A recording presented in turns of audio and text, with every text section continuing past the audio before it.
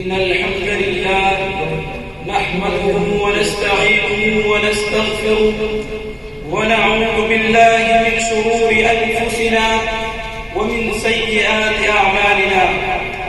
من يهده الله فلا مضل له ومن يضلل فلا هادي له، وأشهد أن لا إله إلا الله وأشهد أن محمدا عبده ورسوله صلى الله عليه وعلى آله وصحبه وسلم تسليما كثيرا. أما بعد، عباد الله، اتقوا الله تعالى وتعوذوا بالله من الفتن ما ظهر منها وما بطن، كما أمركم بذلك النبي صلى الله عليه وسلم. والفتنة يا عباد الله كلمة مشتركة تطلق على معاني كثيرة، أعظمها الشرك بالله. قال تعالى: واتقوا فتنة لا تصيبن الذين ظلموا منكم خاصة، أي أنها تعم ولا تخص الظالمين فقط. ويدخل في ذلك ما يجري في بلاد الإسلام من فتن تتعلق بأمنها واجتماعها، وتختلف فيها الآراء وتطيش معها العقول، وتنتشر بسببها المخاوف وتسفك بسببها الدماء. ومثل هذه الفتن حركتها سريعة ويغتر بها الكثير، لأن الإنسان من طبعه الاستعجال في الحكم وعدم التروي. ولذلك نجد الشارع الحكيم يأمرنا دائما باجتنابها وعدم استشرافها أو التصدي لها. يقول النبي صلى الله عليه وسلم: ستكون فتن القاعد فيها خير من القائم، والقائد فيها خير من الماشي، والماشي فيها خير من الساعي. من يشرف لها تستشرف، فمن وجد ملجأ أو طعاما فليعوذ به. ومعنى قولي من يشرف لها تستشرف أي من يتعرض لها أو يتصدى لها، فإنها تقابله بشرها وقد تهلك، وأن من يعرض عنها تعرض عنه. ولذلك يشرع للمسلم أن يعرف موقفه عند حلول مثل هذه الفتن. وأول ذلك أن نلزم كتاب الله وسنة رسول الله صلى الله عليه وسلم. ودلت الأدلة على أنه كلما زاد الاختلاف وكثرت الفتن صار التمسك بالكتاب والسنة آكد وأكثر، وهذا ما يشير إليه الأحاديث الكثيرة. فأين الاشتغال بالقرآن مع هذه الفتن؟ وأين الاشتغال بالسنة وما كان عليه الصحابة، خصوصا لدى الدعاة والناصرين والمصلحين؟ الثاني الاستعاذة بالله من الفتن والدعاء بالسلامة والنجاة وموافقة الحق والإقبال على العبادة.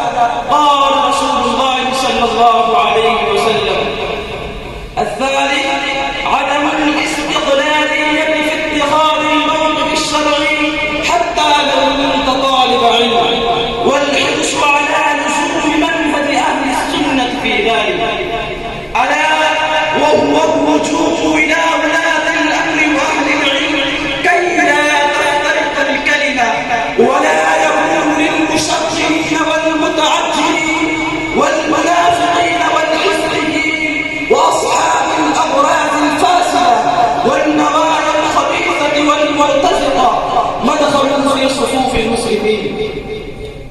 هذا هو الواجب يا عباد الله عند الفتن والمخاوف والحروب والأمور العامة، هو التثبت وعدم الاستماع لكل من تكلم، وعدم الاستعجال، وعدم الخوف وكثرة الكلام، ورد الأمور إلى أهلها وهم ولاة الأمر وأهل العلم.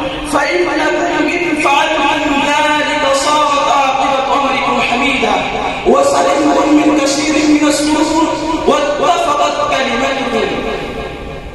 فإن وحدة الصف واجتماع الكلمة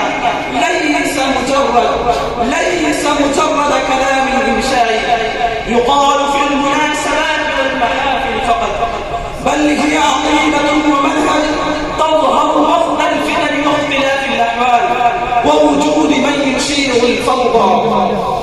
عباد الله، الرابع عدم الغلو في متابعة الأخبار وتلقيها لما تسببه للقلب من قسوة، ولأنها تشغله وتملأه خوفا ورعبا وشكوكا وظنونا سيئة وتضعف جانب التوكل لديه. ولا بأس بالشخص أن يتحرى الخبر الصادق، ولكن لا ينبغي أن تكون قنوات الأخبار وبرامجها شغله الشاغل، ولأنها تنافي الأدلة الماردة في اجتناب الفتن واعتزالها.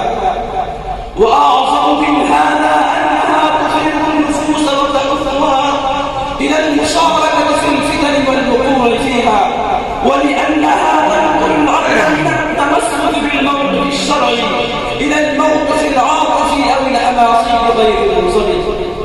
فما أكثر الذين يخوضون ويتكلمون في الفتن ثم إذا انتهت ندموا على ما قالوا أو تبين أنهم ليسوا على جادة. قال الحسن البصري: الفتنة إذا أقبلت عرفها كل عالم، وإذا عرفت عرفها كل جاهل. وعليكم أيها المسلمون بالدعاء للمسلمين عموما ولولادنا على وجه الخصوص بأن يوفقهم الله وينصرهم ويبصرهم ويجمع كلمة الناس عليهم وينصر بهم دينه ويغني بهم كلمته ويغيظ بهم أعداءه. قال الفضيل بن عياض رحمه الله: لو كانت لي دعوة ما جعلتها إلا بالسلطان، إني لأدعو له بالتسديد والتوفيق في الليل والنهار، وأرى ذلك واجبا عليه. اللهم ثبتنا بالقول الثابت في الحياة الدنيا وفي الآخرة.